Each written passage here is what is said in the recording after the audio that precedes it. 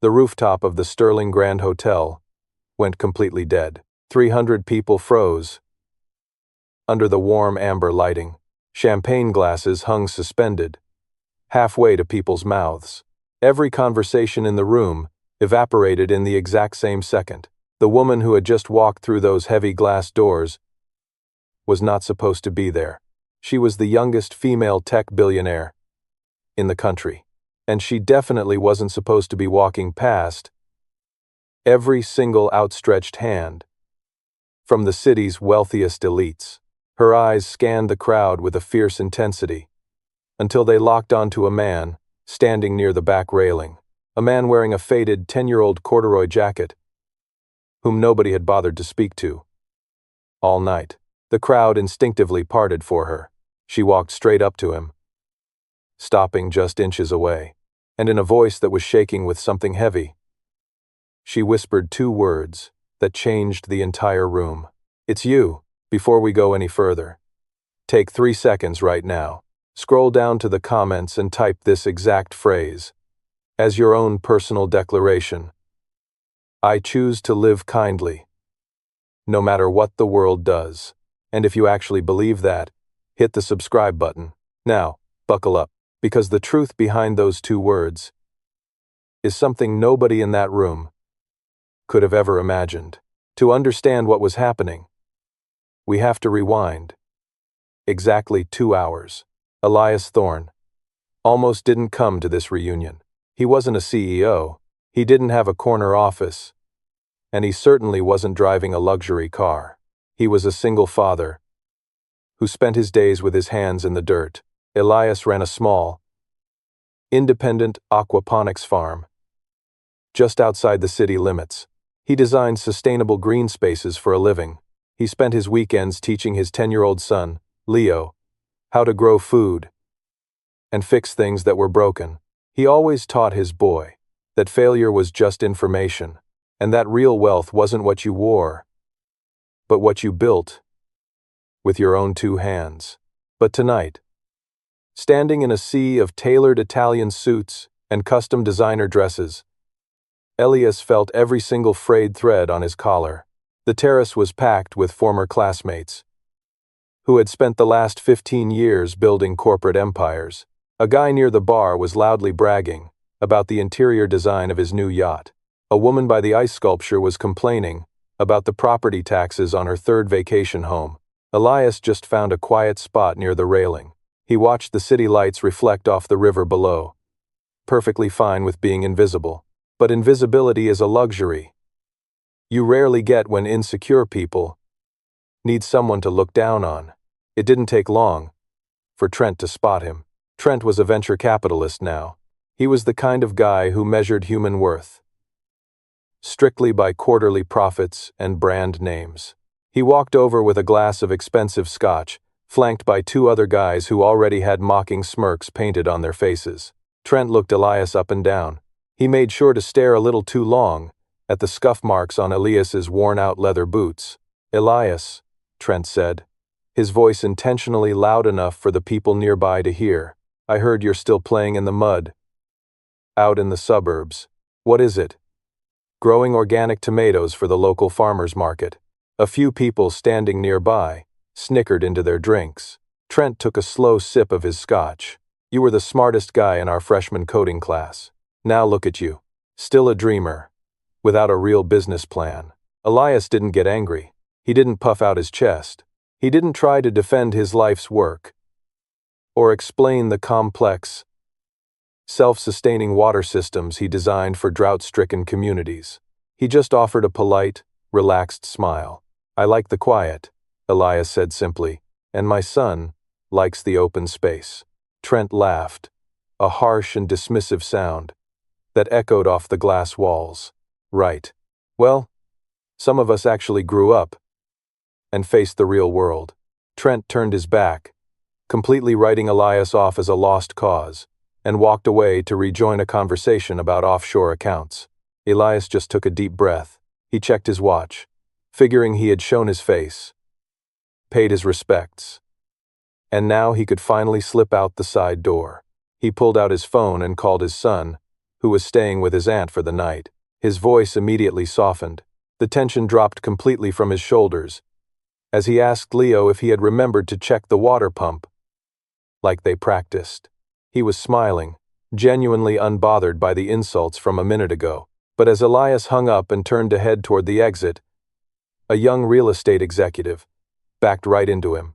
The man was clearly a few drinks in and not paying attention to his surroundings. His dark red wine splashed directly onto Elias's pale shirt and his faded corduroy jacket. The executive spun around, visibly annoyed. Instead of apologizing for ruining the man's clothes, he looked at Elias with absolute disgust. "Watch where you're standing, pal," the guy muttered. He reached into his tailored pocket, pulled out a crumpled $50 bill, and flicked it onto the cocktail table next to Elias. "Go get that dry cleaned, or just buy a new one. It looks like you need it." The small group of people standing nearby fell dead silent. They were all watching to see what the poor guy in the dirty jacket would do. How many of us have been looked down on, or treated like we were invisible, just because we chose a simple, honest life? If you know exactly how he feels right now, drop down to the comments and tell the world, "I choose to live kindly, no matter what the world does." Let's show him he's not alone. Elias looked down at the money sitting on the table. He didn't yell, he didn't throw a punch, and he didn't demand an apology. He calmly picked up a napkin. He wiped the spilled wine off the table so the busy waitstaff wouldn't have to deal with the sticky mess. Then, he left the $50 bill exactly where it was.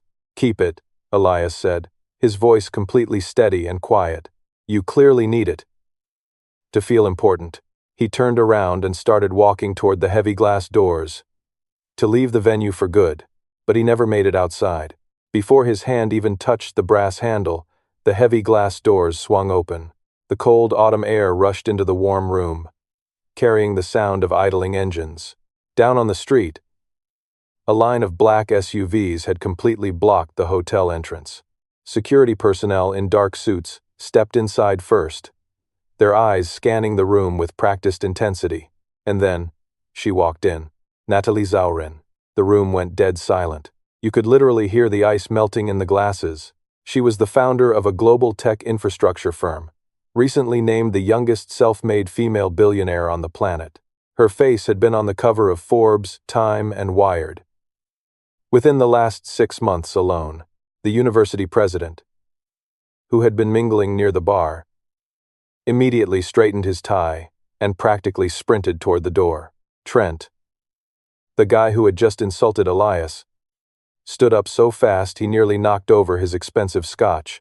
Everyone wanted to be the first to shake her hand. Everyone wanted a piece of her gravity, but Natalie didn't even look at them. She walked right past the university president, leaving his hand hanging awkwardly in the air. She ignored the venture capitalists, the real estate tycoons, and the politicians. Her eyes were locked onto one person, and one person only. The man in the stained, faded corduroy jacket, who was trying to quietly exit through the side door. The crowd parted for her, like water. Elias froze. For the first time all night, his calm expression cracked. A look of genuine shock, mixed with a deep, hidden panic, flashed across his face. Natalie stopped less than a foot away from him.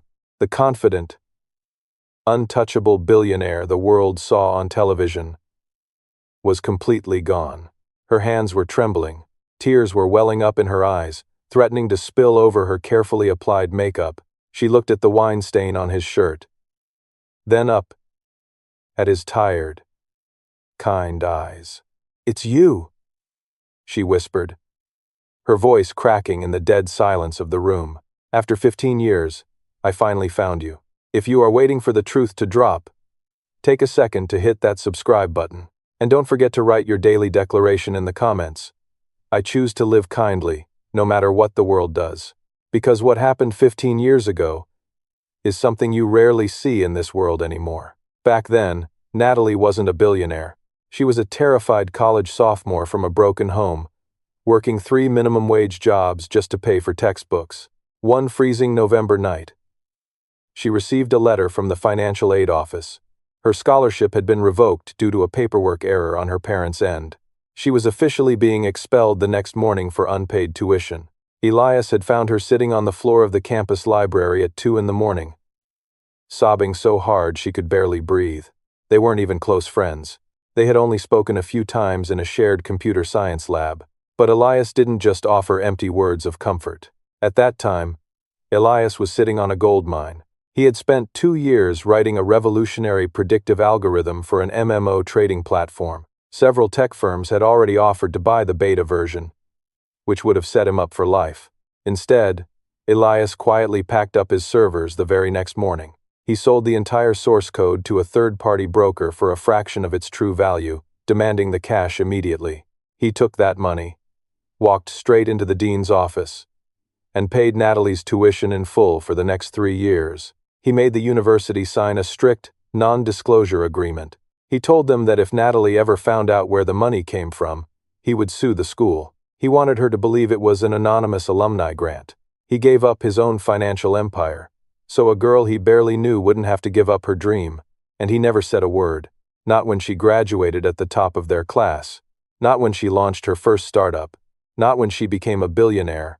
Elias just quietly shifted his focus, found a new passion in sustainable agriculture, and built a simple, honest life.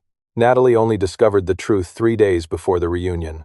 The old dean of admissions had passed away, and his daughter had mailed Natalie a sealed envelope found in his safe. Inside was the original tuition receipt, signed by Elias Thorne. Now, standing in the middle of the luxury terrace, Natalie let the tears fall. "Why?"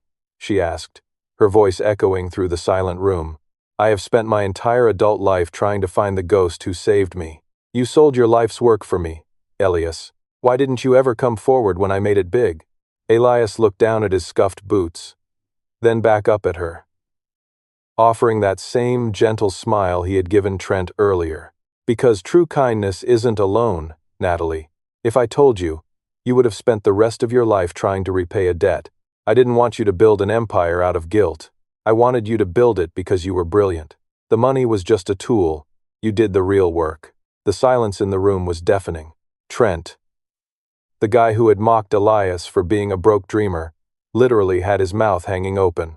The drunk executive who had thrown the $50 bill at Elias looked like he wanted to sink into the floor. These people measured success by what they could take from the world. They were suddenly standing face to face with a man who measured his worth by what he was willing to give away in secret. If this moment gives you chills, go to the comments right now. Type it out loudly. "I choose to live kindly, no matter what the world does." Natalie wiped her eyes and turned to face the stunned crowd. Her posture shifted back to the fierce CEO who controlled boardrooms across the globe. "My company finalized a deal this morning to build a $2 billion sustainable eco-city in the Southern District," she announced, her voice ringing clear and authoritative. "We have been looking for a chief director of environmental infrastructure, someone with a brilliant mind, who understands systems, and more importantly, someone with absolute, unshakable integrity." She turned back to Elias, ignoring the gasps from the real estate tycoons in the room, who had been lobbying for that exact contract for months. "Elias, I am not offering you this job to pay you back.